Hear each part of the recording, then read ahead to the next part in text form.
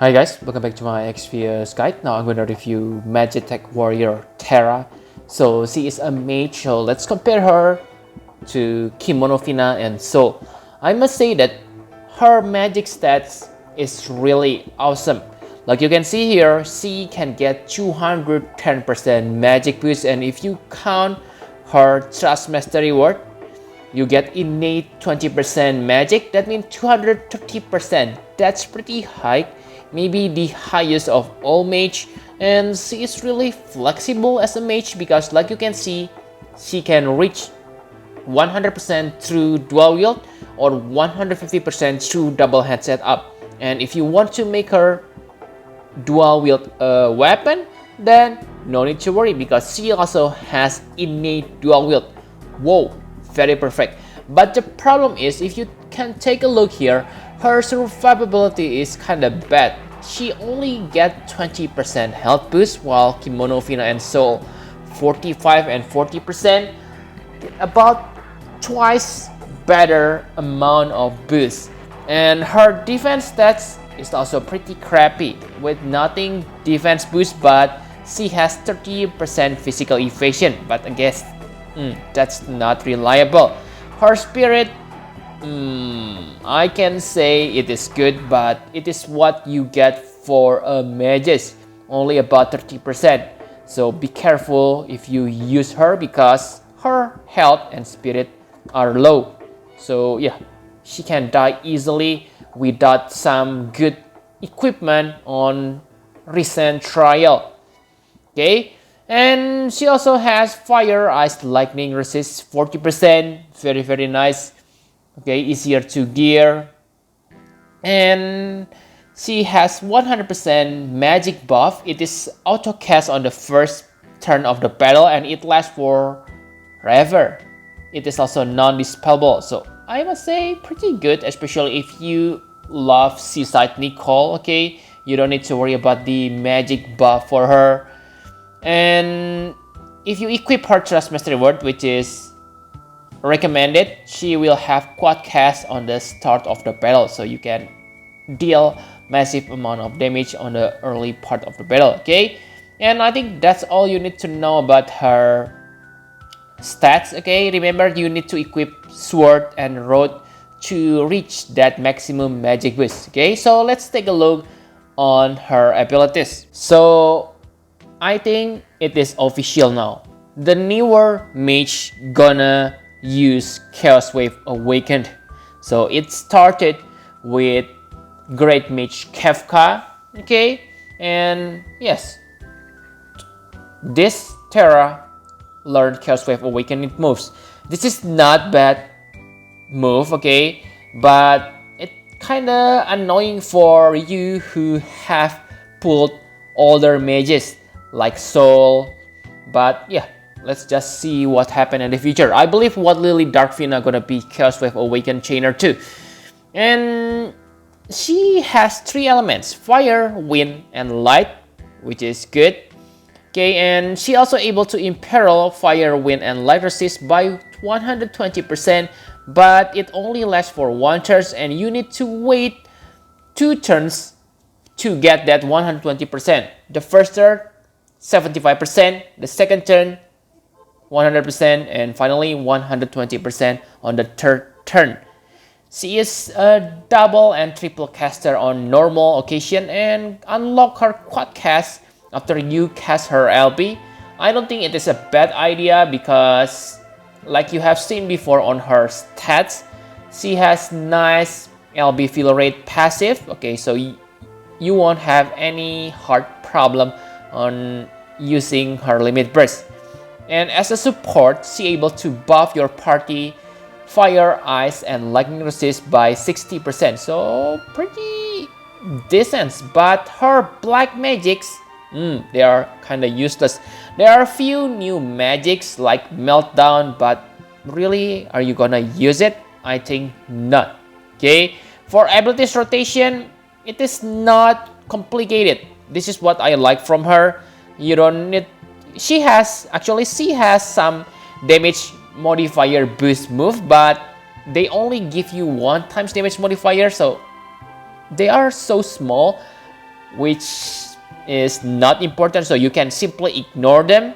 So you only need to focus on casting about the same spell and then use your LP.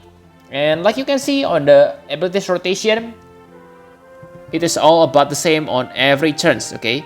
And on the fourth turn, you need to choose between LB or Quad Chaos End.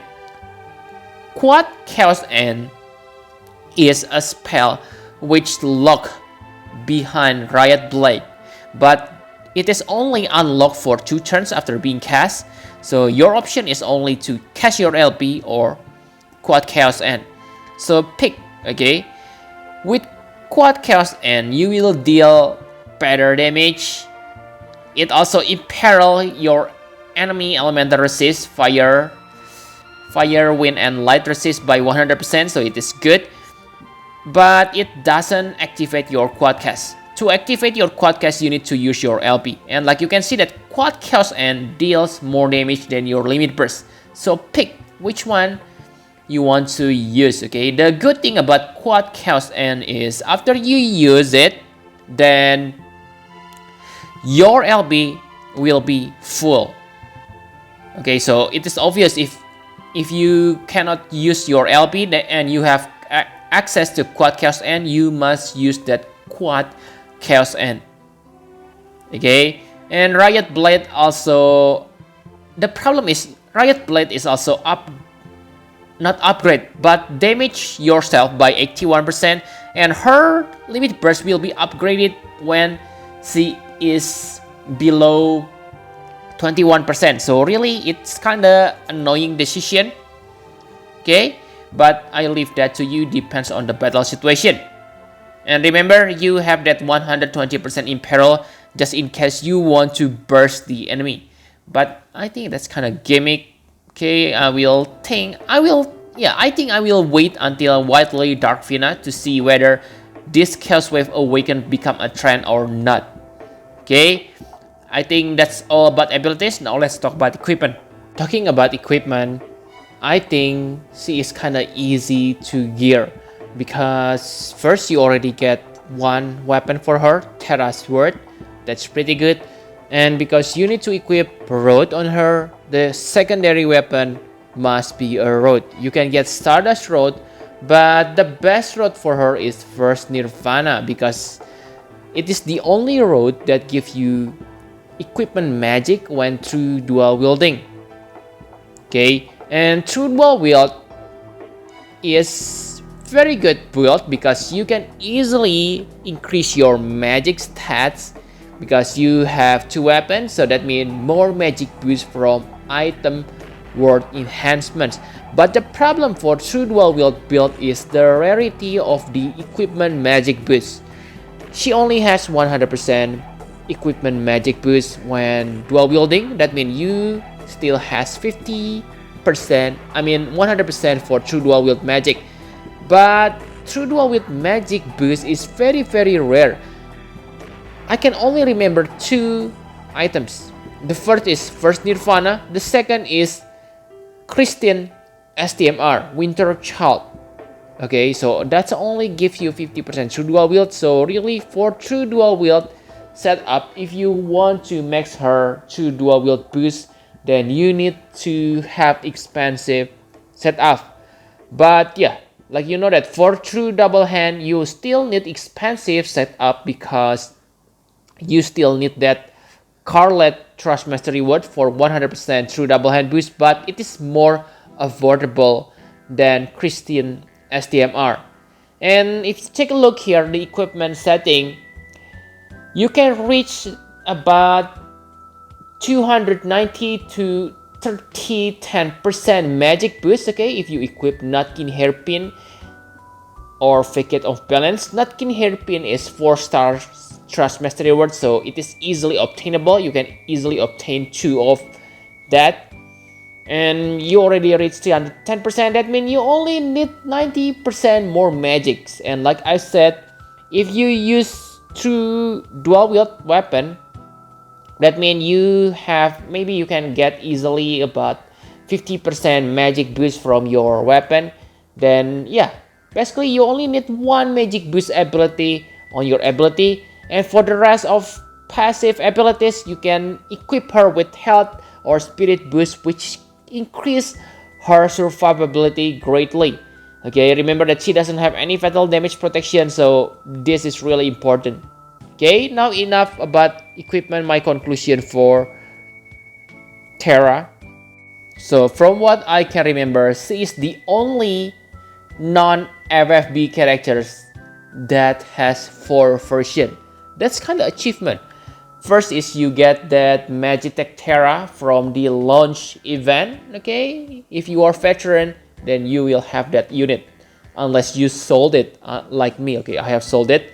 The second version is the 3-star Terra. The third version is the Trans Terra, and the fourth version is Magitek Warrior Terra. So yes, she is amazing because she has the most version. Maybe Gumi loves her so much, but whoa, her chaining ability is Chaos Wave Awakened. It is a good thing and also a bad thing at this point of the game. Good because it is probably become the trend for magic attack right now from now on. But the problem is not many mages know these moves. Okay, so far I can only remember Great Mage Kefka and Transtera. But who still use Transtera? And do you pull for Kefka? I don't recommend that. Okay, so she's kind of bad at this point of the game. You need a copy of her, and I think Chaos Wave Awaken, sure, it is nice, but remember that because she is a mage, she doesn't get benefit from plus 600% chain damage modifier. So I don't think more hit counts will benefit her greatly. Don't get me wrong, it is better than low hit attacks, but it won't deal that much difference in my opinion.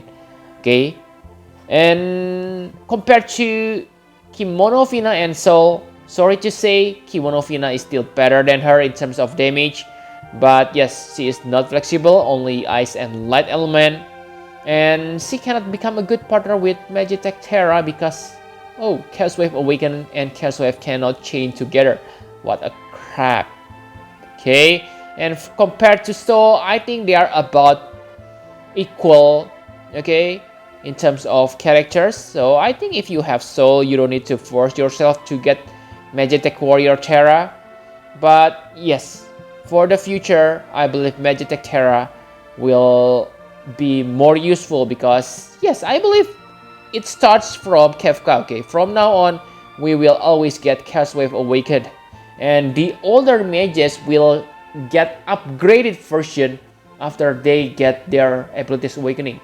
But that's just my prediction. So yeah, I think that's all you need to know about Magitek Warrior Terra.